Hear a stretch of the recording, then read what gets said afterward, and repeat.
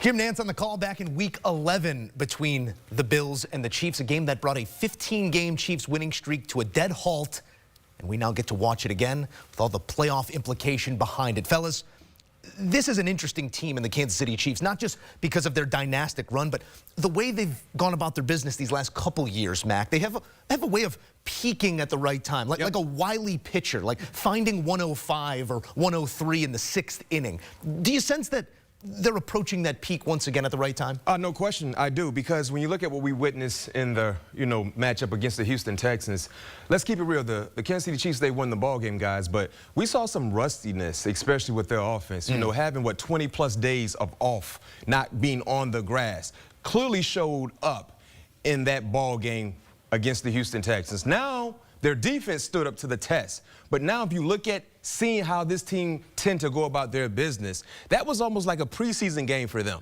Now the regular season starts because they will be more in rhythm. Because one thing you know about a coach like Andy Reid and the players that he has in his locker room, they understand, yes, we won that ball game, but it wasn't the standard that they have developed over the years in terms of chasing a sticky Lombardi. Because if you look at how they finished the season, remember, guys, the last time we saw them on the grass was Christmas Day.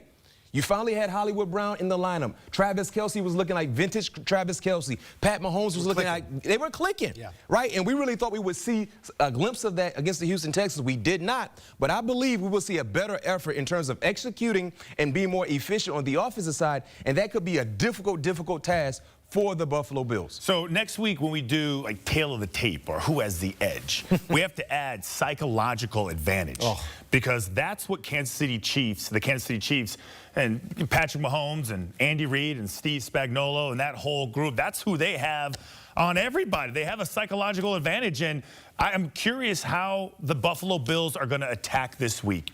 Is it throw out the records, throw out everything that happened in the past, like burning footballs and effigy? Like, what are we doing to kind of land in Kansas City and realize, like, none of that stuff's going to happen? Because, again, it's the whole cliche. If you want to be the king, you got to beat the king. If you want to be noted as one of the best, if you want to be, be that quarterback that has a great regular season record but has never started in the Super Bowl, well, let the Patrick Mahomes and the Kansas City Chiefs have their way with you, and you will be right there sitting on the sidelines again. And to your point, if your last name is not Brady or Burrow, you have not beat Patrick Mahomes in the playoffs. So to get that out of your head, I think you got to look within. And when the Bills look within, Christian, why should they feel differently? What of this group is different than the three that have come up short against the Chiefs in the postseason? Okay, well, I would say we're looking at just this year. They're the second most turnovers in the league. So we saw this tonight. Like, they obviously are skilled and not just being lucky because the ball bounced their way. They create turnovers. They hunt for the football, and then their margin for error, I mean, it's through the roof because they'll make you pay. But this Bills team, you sit there, defensively, I think they're good enough, and they play complementary football. We saw what Josh Allen's numbers were. Nothing fantastic, nothing to really brag about, not MVP-esque. But when they needed him to make a play, when the situation was critical, just like the highlights here from last week, the dude puts the team on his back, and that's exactly what Patrick Mahomes does. Yeah.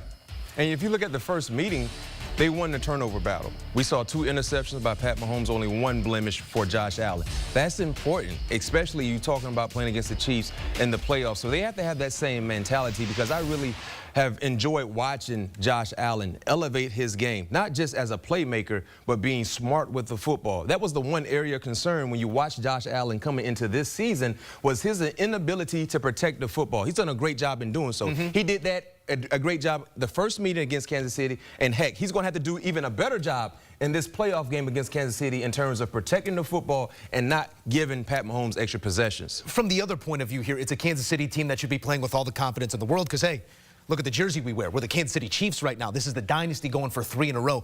Both of you played amidst dynastic runs as well. What is that experience worth, Matt, carrying that into a matchup of this ilk and knowing that we've done it before? And by goodness, we'll do it again. That experience means a lot, but you still have to navigate and go about your business, because this is a new year. This is a new season. The team that you've beaten in the playoffs and previous opportunities against Buffalo, they're not the same team right now. And like I said, when you look at what they did against Houston, yes, you won the ball game, but the standard was not met. The expectations were not met. And if I go back and look at the first meeting against Buffalo with Kansas City, the difference in what we're seeing now with Kansas City compared to the first meeting, no Travis Kelce. Remember in that first meeting, he only had 2 receptions for 8 yards. It's playoff time. And with that being said, Travis Kelce is vintage Hall of Famer Travis Kelce. Yeah. And oh, by the way, Hollywood Brown wasn't involved in that ball game as well. Now, granted, we didn't see a lot of Hollywood Brown, but we know he has the big playmaking ability as well. So for Buffalo, this is a different Buffalo team, but this is a different Kansas City team as well. And I can't wait to see these 2 outstanding organizations clash off. If I'm Sean McDermott, I think I have the Kansas City Chiefs right where I want them. Okay. I'm an underdog again. You heard Josh Allen. The rallying cry in that locker room is nobody believes we can do anything. Nobody's given us a chance. Hell, we haven't lost the game at home, and we're underdogs in our own house. Like, it's not like they don't have something to kind of buy into, and I think that's the mindset. Yeah. Like, what's it like to win and keep winning and having that edge over teams, that psychological advantage? Feels great, but it's not just because, you're just, rolling your helmets out there. You're prepping, you're working. Buffalo will be ready for this test. And you can easily see that the stress is not on them. Yeah. They're not the team going for 3 straight Super Bowls. Like, that's not them. They're just trying to be recognized and get to the show one time. So I think they have the advantage going into this game. But do you really believe, like, in totality, the stress and pressure is not on Buffalo? I kind of think it is. The story you tell. Pressure is the story you tell yourself. Yeah, because if there's pressure everywhere. If I'm Josh Allen, it's almost like you're feeling like you're Karl Malone or Charles Barkley or Pat Ewing, right? You've been getting here time and time again, and somehow, some way you lose to get to that point. And you're right.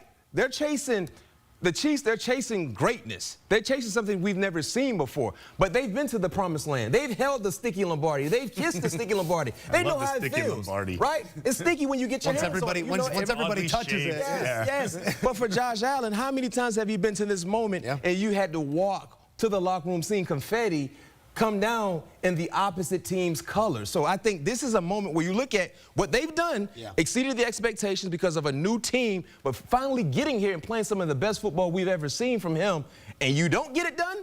I think more of the pressure is on Buffalo. And I know that. Do I get credit as an analyst for just saying that the Bills are due?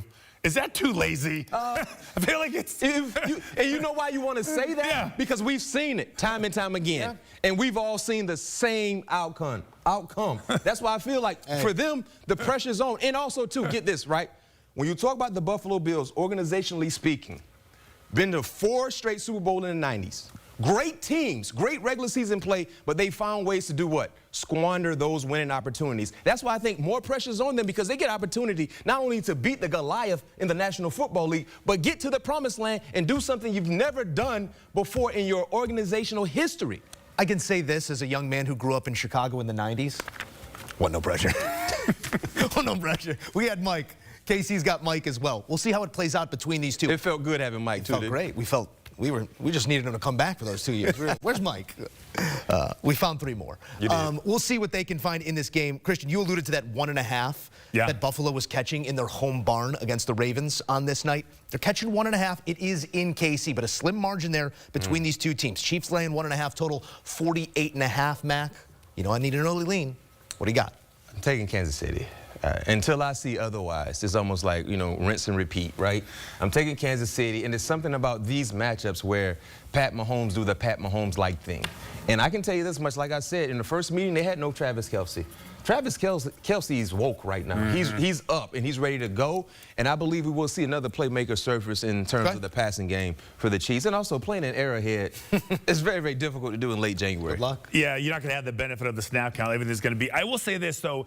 It is amazing. The one thing I learned about playing for the Patriots for those 4 years and winning those 2 Super Bowls is how easy it was for us to find disrespect from a team, right? Even if we were the #1 this and the #1 that and the favorite, somehow we found some sort of, I don't know. Motivation. Nobody believed in us. It's like, wait, we've been favored every year.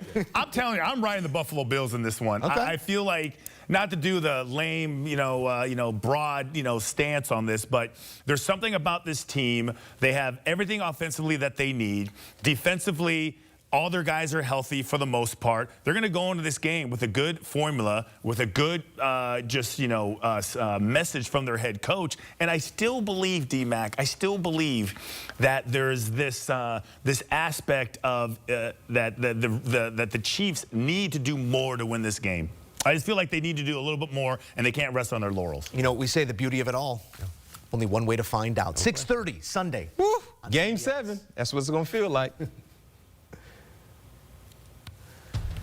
All right, most career wins against Patrick Mahomes. That's positive. Yeah, you've done it. You know what it is to do it. You Regular season, though. Oh, you see that? just got a All You wins. won in January. All wins in Including regular season. playoffs. Tom Brady, Joe Burrow, again, the only players to ever beat Patrick Mahomes. Led Chiefs. In the regular season. In the postseason. I mean, postseason. That is in the Yeah, postseason. postseason. Josh Allen trying to join that list. Quite a name. We'll see what's in it in a week.